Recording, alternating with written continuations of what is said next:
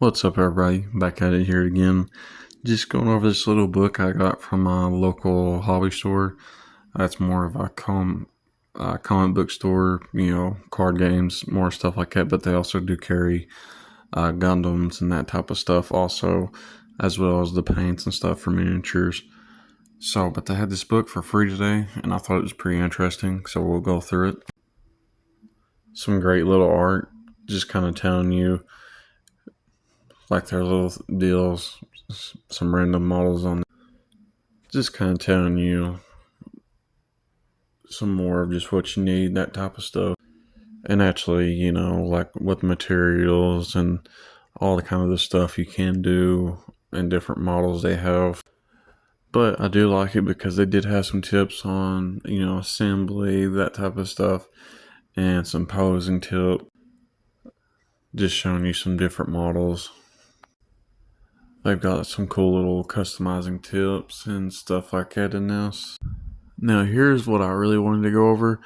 It's got it from the SD, entry grade, high grade, real grade, master grade, perfect grade, and the mega size.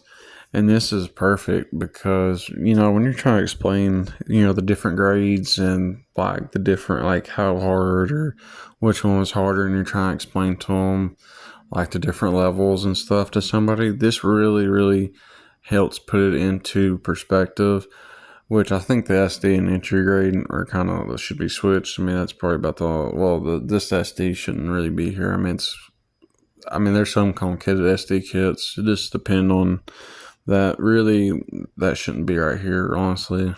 It should just be more like that without the SD on there, because I feel like that should be its own subcategory.